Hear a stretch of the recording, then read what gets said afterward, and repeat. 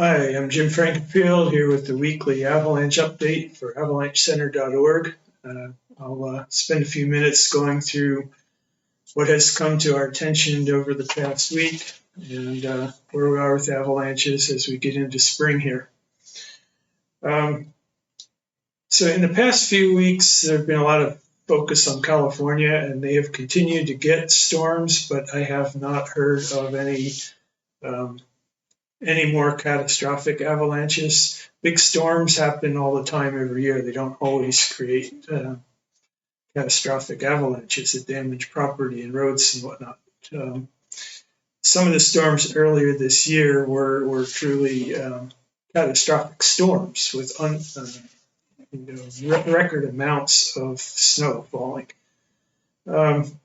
The total for the year is remarkable, so there are records being broken, not only in California, but places eastward where these atmospheric rivers have continued on their track. So there's some really tremendous amounts of snow.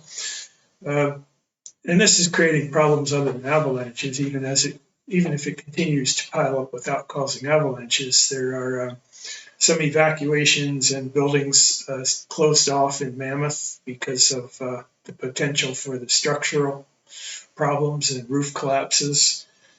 They are at 395 is a little bit of a lower elevation. I talked about that highway last week. It does sound like they're digging that out from the avalanche debris at this point. They're escorting cars from one end of it, I believe the south end of the blockage, to a state road that goes off toward Nevada. The rest of 395, I guess, is not cleared even for escorted traffic yet. So that was quite a major road blockage and unusual. So that's it for California. I just took a quick look at the weather, and there's no headlines for big storms coming. I don't know if there are more storms or not. It's not headline news. That's being maybe getting preempted by tornado season. One thing I meant to mention right away at the beginning here is I was going to do this first. There's a recall of some black diamond beacons. Recon LT is what I read. I don't know. I'm not certain if that's the only model. So if you have a black diamond beacon, you might want to check on whether it's a recall. From what I read somewhere, it's a software issue that can be updated or flashed very quickly. So you need to get in touch with your dealer or with Black Diamond. When we sell equipment, we will help customers deal with those issues. If your dealer is not accessible or not as so helpful, go directly to Black Diamond and they'll help you out, I'm sure. One comment on recalls is every time there's a recall, it kind of reflects on the company, and I'm not sure that it should at this point. There was a Peeps recall, and everybody has started saying Peeps was a bad company, even though they've been in the business for years. Now we have a Black Diamond recall. If you go back through the history of digital beacons, and I don't remember recalls happening on analog beacons, and the technology didn't change so rapidly. But now we're in the era of digital beacons, and it changes very rapidly, partly because they want to sell you something newer and better every year or every 2 years, whereas the analog ones we would hold on to for a long time. So this technology is being updated very quickly, and things are being designed quickly. And just about every beacon company has had recalls. So I wouldn't judge one company over another based on the recall. I can't remember when various ones have occurred, but Ortovox has recalled beacons. Pretty sure Backcountry Access at least one point has. So most of the beacon companies have had recalls at some points. And that's unfortunate that things are progressing faster than perhaps they should. And these things are happening, but they're not unique to one company. So I wouldn't hold this one against Black Diamond any more than I would hold a previous one against Ortovox or Peeps or anyone else. Anyway, if you do have that beacon, the Recon LT, you need to check out. It's a voluntary recall, and my understanding is they can quickly do some kind of flash update in the software to fix it. And I haven't really looked into the reasons for that, but apparently it can go into search mode when it shouldn't go into search mode, and that could be a pretty serious issue. So you definitely want to get that fixed if you have one. Back to the avalanches, things have moved eastward from California, and earlier this week there were some parts of Colorado, I believe particularly the southwestern Colorado, was had an extreme avalanche warning, level 5. Earlier, Idaho had that level. Turns out that that's levels used something like 2% or less of the time, and that was studied at some point. Somebody counted how many days get that rating. It's very rare, and this year we have had some level 5 ratings, and of course we've had some serious avalanches in places. So I'm guessing that was the storm track that had the latest big storms to California, probably continued across Utah and Colorado, and they had a very high avalanche danger for a while. I talked last time about roof avalanches, and I think I mentioned one in Utah. It wasn't a fatality, so things never get quite as much attention when nobody dies, but they can still be pretty serious. That one involved a young kid in Alta, Utah, who fortunately in Alta there's a lot of people around. Somebody noticed it, they responded, and he still was taken off to the hospital. I never heard any more. I assume he recovered. Shortly after that, could even have been the next day, there was a fatality in Colorado. And I had heard about a case with a father and two kids, and I'd heard about the roof avalanche burying these people, and they maybe all three were injured. One of them was seriously injured, and it turns out that kid or child died several days later in the hospital. So we do have one roof avalanche fatality this year, and they were warning both in Colorado and Utah about roof avalanches. This is something that the avalanche centers will mention and warn about, but of course these are not always people that are, and the people that need to hear that are not always people that are looking at avalanche bulletins. So this really is a message that has to get out through the general media, and to some extent it did. I don't know to what extent. Anyway, that was unfortunate. It's not all that unusual. We average in our database over time about one person per year, I think, dying in a roof avalanche.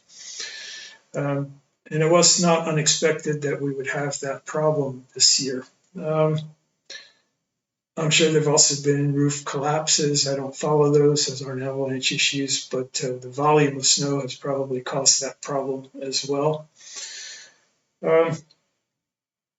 So let's look at the recreational incidents for a minute. And in the process of updating these things, it takes time. And I've been busy with some other projects. Of course, we don't really have many resources to work with these days.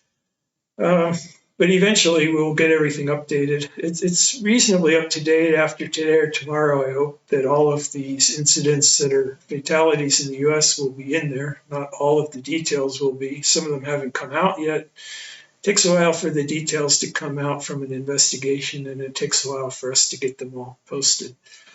At the end of the season, we will produce another review as we did last season. We'll have another book, and that'll be available over the summer in a preliminary version for members. We don't want to release it as a publication until the season officially ends at the end of September. It's unlikely after a certain point that we'll have more, but you never know. It's always some small possibility of having incidents in almost any month, such as September. So this is our list right now. We have 21. That might even scroll off the bottom here a little bit, but 21 fatalities and 17 incidents. So This is our monthly graph, and I don't have anything for your seasonal comparisons by month or anything right now. But for this season, you can see that March is shaping up to be pretty treacherous month. And this is a bit unusual. January and February were very low compared to what you'd expect most years. And again, that's because we had such massive storms that the danger was well telegraphed and publicized, and the hazard was pretty clear. And that lasted through a lot of February, so we didn't have a lot of incidents. In February, the red bar is a lot bigger because we had that climbing incident in Washington where we had I believe we had 3 fatalities in that one incident. Other than that, the number of incidents is close to the number of fatalities. But we're not done March. We have about 6 days left in March, I think. So this bar could still go up. And we do see fatalities in April. Typically, they do begin to decline. And then we have climbing season. And when we have multi-fatality incidents, they tend more often to be more likely in climbing than in other activities. Climbers don't. It's very hard in a lot of climbs to expose one person at a time to a danger. And so we do sometimes have incidents that have more than one or even quite a few fatalities. By state this is also a real contrast to last year. If you checked out our review of last year's incidents, you will know that last year we had kind of 2 clusters of incidents. Almost all of the incidents occurred in 2 areas of the country. And that's not really true this year. You can see that we have a large percentage in Colorado. And these are preliminary graphs straight from my spreadsheet. So the percentages on these bars are not accurate in almost every case. I need to straighten that out. But those get fixed up later when we use the graphs online or in a book or something. But the bars are accurate, and all the other incidents are kind of scattered around through a bunch of different states. Really 1 per state. We now have 2 in Idaho, and we have an unusual 2 in Oregon. But Colorado's got 8 incidents and 10 fatalities. So that's what that looks like for this year. Activity, skiing and snowmobiling are most common, and they're on a par with each other. And we had the 1 climbing incident. I didn't update this one for the roof, I guess. Oh, I did, but it is not on the graph. I need a category other for the roof avalanche. I haven't updated the danger level because in a lot of these, going back even a couple of weeks now, that's not clear what the danger level was. By climate, as usual, almost all of them are in continental and transitional climates. If your avalanche class didn't emphasize the importance of snowpack climate, they did you a disservice. And I've gotten feedback in our courses that was something that people did not know even from previous education, or they didn't go into enough depth in it. But your risk management practices and your assessment of snow stability will be much different in these different snow climates. And you can see that in the incidents, that the majority are in continental and transitional. We had 3 incidents in the maritime region. I don't even remember where those were. One was the one in Washington. And 2 others would have been in Oregon. So we did have a few in the maritime climate, but the biggest issue continues to be, as usual, continental transitional climates. Some of these I don't use much, so let's see. This is by season for the entire season. So right now we're not finished the season, but we're kind of right in the middle here. It looks like we're kind of in the middle or being a typical level. The average is we have 17 incidents, and the average is 21 for the year. So we're still a little bit below the average, but we're not done the year. The average fatalities would be 24 rounded off, and we have 21. So at the moment, we're kind of on track for being somewhere near the average. It just depends what happens in the next few weeks and months. And then this is up to this point in the season. And actually, I've added the most recent ones for this season, but I'm probably 2 or 3 days behind using March 20th. That's not a big difference. So up to this point in the season, the average is about 17, and that's where we are. And the average fatalities would be just under 20, and we're at 21s, just slightly above. And this is also up to March 20th. This is the difference between the number of fatalities and the number of incidents.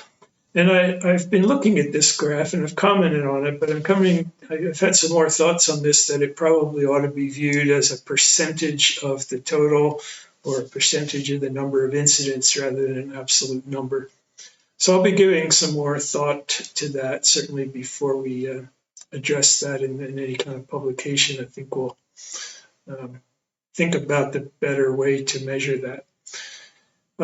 So what's new in incidents? Well, we had, let's see, the last update was just after the 17th, but I'm not sure. There were 2 in Colorado, 17th and 19th. I don't think we had those. And I'm not sure I knew about those on the 18th. On the 16th, I just added this one today, and it'll be in the database and on the website soon. That's the roof avalanche fatality in Colorado. I was aware there had been one, but it wasn't in the fatality list at that point. Unfortunately, it's been added now. And there's one I just heard about today, which was a snowmobiling incident in Idaho, I believe. Yeah, in Idaho. So I'm not too sure what happened with that one yet. So those are the more recent ones. There's one that I'll finish by mentioning that I just read about today, which is kind of interesting. It's not a fatal incident. It was a skier, I'm pretty sure it was solo in California, and probably Central California, Tahoe area. I don't think this was down in the Mammoth area. And he was skiing around, and I think he was taking his skins off to descend a lower angle slope below him. And there were steeper slopes above, which he was avoiding and didn't want to ski because he thought that was too much risk for his comfort in the conditions, and also being solo. Maybe if he'd been with a partner, he would have gone into steeper slopes. So he was considering the risk. And he stopped, and I think where he stopped was relatively flat or low angle. And while he was stopped and taking care of his gear and his skis, the steeper slopes up above avalanched. And this struck me because it seems kind of unusual for a maritime snowpack like California. Usually avalanches in those areas are snow, which is very new and still settling, which could have been the case, but I don't have the impression it was. Or it's directly triggered by people on the slope. It's not common there to have the kind of cases you have in the continental and transitional snowpacks, where you could be off to the side or even some distance away and trigger a very persistent layer that's weeks old and bring down a whole slope. There was one last year that you can read in our review, in our book, that it was in Wyoming, I believe, or Idaho, near the Tetons, on one side or the other. And the guy who actually triggered the avalanche was not in it. He was off to the side of the path. Unfortunately, some of his group was in the path. So I'm not sure how this happened in California. It was listed as a storm slab, which would make sense. A slab, quite possibly wind-deposited recent snow. But why it was triggered from below, if it was, it's possible it was a natural avalanche. Possible it just the day warmed or something and it came on its own, I suppose. I hadn't considered that till just now, but we don't know for sure that he triggered it. if he did, that would certainly be an unusual case. And I didn't read the whole account of it, but I think he took quite a ride, and he was very lucky to have an arm and I assume his breathing face free, and he was able to extract himself. So that seemed a little unusual for California, assuming that he triggered it from below and the slopes were up above. Although, as I've just mentioned and realized, it's possible that that was due to warming or some other, or just gliding and creeping that occurred and reached its level when he happened to be there. So those are possibilities too. So that's an update on the last week. Going forward, we're getting into spring. I don't think I want to make this week's video any longer, so just going to mention that the climbing course, next week I'll probably have more to say about the climbing course. I haven't, today and tomorrow I'm hoping to bring the website up to date, although I still do have a few other things I have to do other than this project. And during the week, I get busy. I've been tutoring math and science and teaching, and right now I have a microelectronics course for a high school student, so I'm taking a lot of graduate level, not graduate, upper level undergraduate material and trying to sort it out at a level for a high school student, and it spans all the aspects of that industry, which is something that I was into before I got into the snow and avalanche science. And that takes a lot of time. And then I have some other standard things like AP and A-level physics to tutor. And this takes me quite a bit of time other than the contact hours. And I have other projects. And I've been working on the store. I'm trying to get the store going again. I thought that would be quick and easy, but it seems to get more complicated as time goes by. So now we have to deal with pre-approvals, even though we deal with the distributor. And that's been taking up some time. So I'd like to be working more on the climbers course, and that's going to be a priority, I hope, by tonight or tomorrow, although there's obviously some incidents updating to do as well. And I hope by next week I'll have more final announcements on how we're going to do that this year. It's always available. Anyone can go on, sign up, and do it at their own pace. But I'm going to offer some kind of deal this year where if you sign up by a certain date and you take it starting on that date and you go through it along with a group of people that does that, we'll give you a better price and you'll probably get a more interesting course with more people in it at the same time. So that's kind of where I like to head with the Avalanche Institute course. And that's a unique course for climbers, and I tend to be behind schedule, so I've often started working on this later at a point where people actually need it.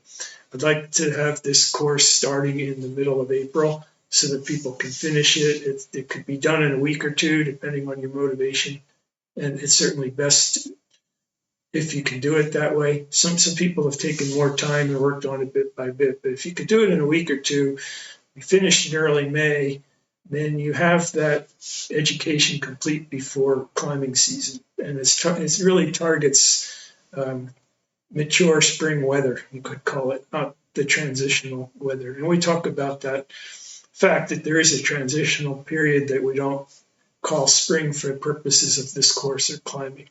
We're assuming that we're down to a melt-freeze snowpack with occasional heavy storms coming. There is a period when you first become isothermal in the snowpack and things get soggy and complicated and very active. And we're not, we'll mention that. But the course is really oriented towards planning a climb during a season of melt freeze and occasional storms. And that comes typically in May sometime.